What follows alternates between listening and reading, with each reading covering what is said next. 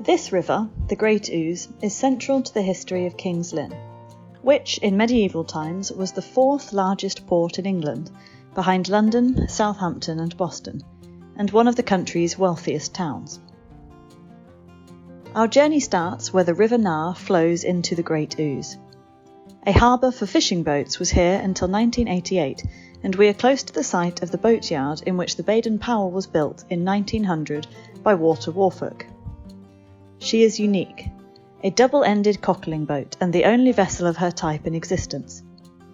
After extensive restoration, she is now a valued part of King's Lynn's maritime history of fishing, trade and exploration.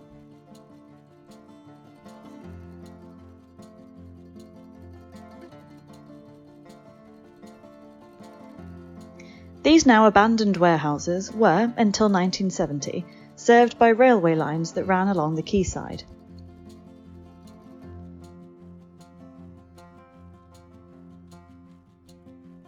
Just behind the pontoon, we can see the building now known as Hansa House, which dates from 1475 and is the only surviving Hanseatic warehouse in England. The Hanseatic League was an alliance of West and North German towns to promote their common commercial and political interests. Wool, skins, salt, lead and corn were major exports. Timber, furs, fish, iron and pitch were imported, along with wax and wine, which were in great demand from churches and from the colleges at Cambridge, which could be reached from Lynn on 2 tides.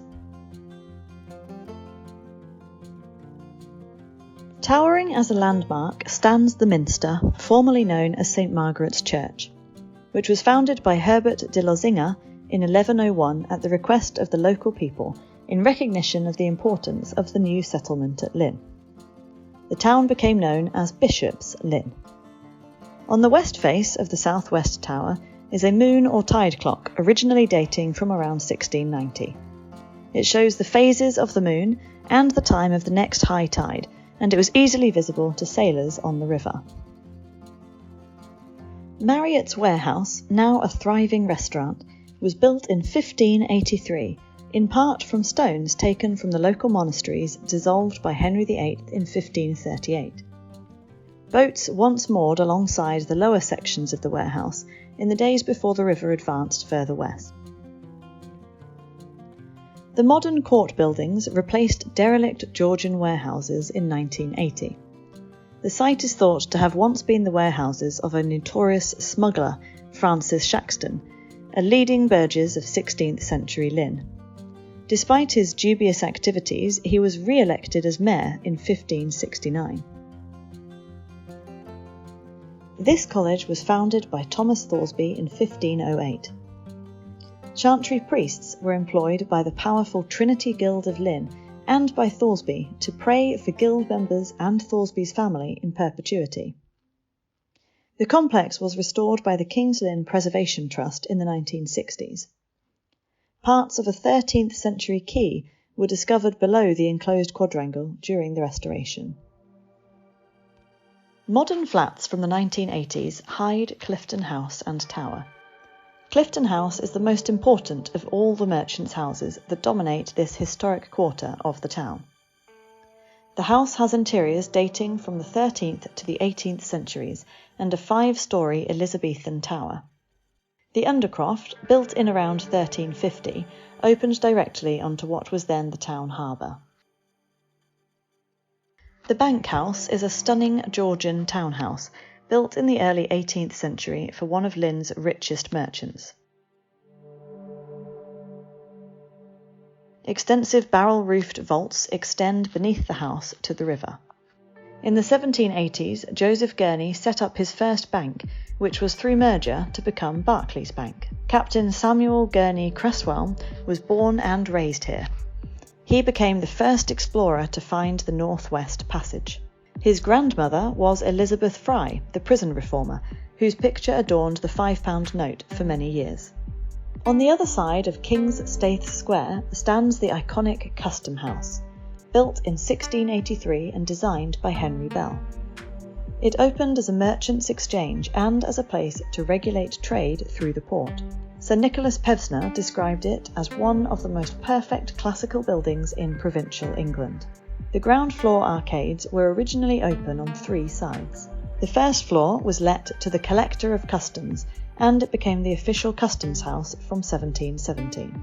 The Purfleet was once 3 times wider, and it was Lynn's major harbour from the 13th to the 16th century, before the harbour moved north towards the Wash.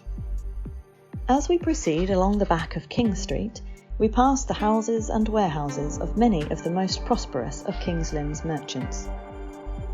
The river followed the route of what is now King Street, and all of the buildings on this western side stand on land that was once covered by the riverbed. Evidence can be seen of buildings which were extended several times as the river moved westwards until movement ceased in the 17th century. The summer house stands in the grounds of the former King's Lynn High School for Girls. The building is mainly 18th century, but parts date back to the early 17th century. It was opened as a school in 1902 and closed in 1979 before being converted to flats. The white-fronted building is the Ferry Lane Social Club, known locally as the Ooze Booze. It was a pub until 1930. There has been a ferry across the Great Ouse since at least 1285. These days, the ferry runs from here across the river to West Lynn. To the north side of the Ooze Booze is one of the most important ranges of buildings in the town. At this, the river end, the building is now used as a restaurant. Several warehouse buildings extend back towards King Street, with the most significant building being St George's Guildhall, which is the largest surviving medieval guildhall in the country. It dates from around 1428, and it boasts an unrivalled history as a venue for theatrical production from 1440 to the present day. It is thought probable that William Shakespeare performed here in 1593.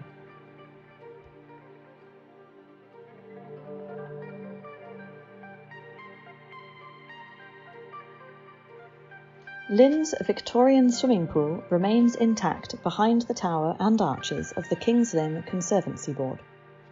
The pool was an important washing facility for the families that lived in the overcrowded yards, most of which were demolished between the 1930s and 50s.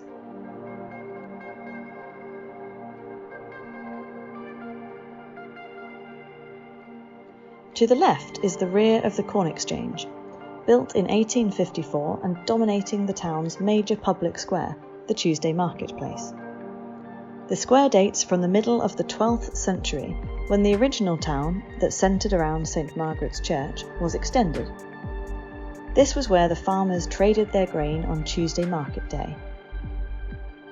In the foreground is Common Staithe Quay, the 15th to 19th century site of the town docks, once surrounded by timber warehouses and dominated by a large crane.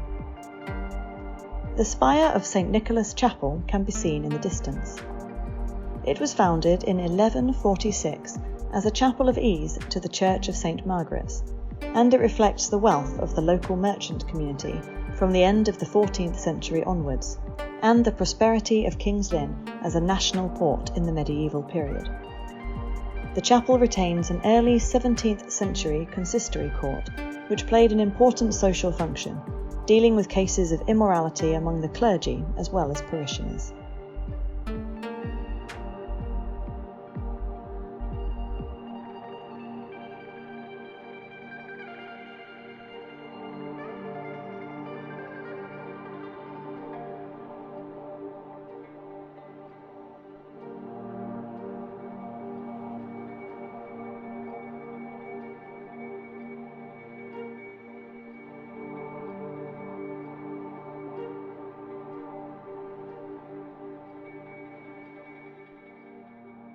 As we leave the town, we reach the current docks.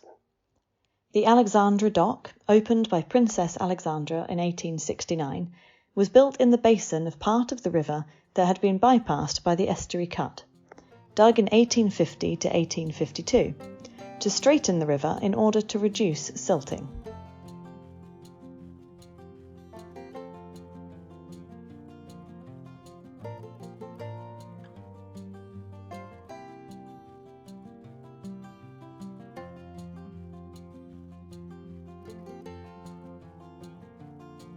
The Bentinck dock was added in 1883.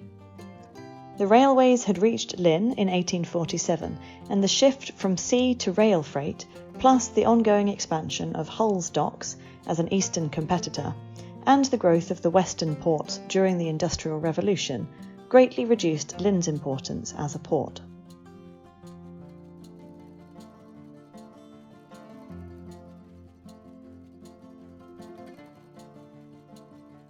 At the edge of the port complex, we pass the Fisher Fleet, the site for most of the small fishing boats that operate in the Wash, fishing for shrimps, cockles and mussels. Fishing has always been a strong part of King's Lynn's long maritime history. Queen Elizabeth I granted Lynn fishermen the right to free and uninterrupted use of the Fisher Fleet forever and ever. This was where Baden Powell spent most of her life.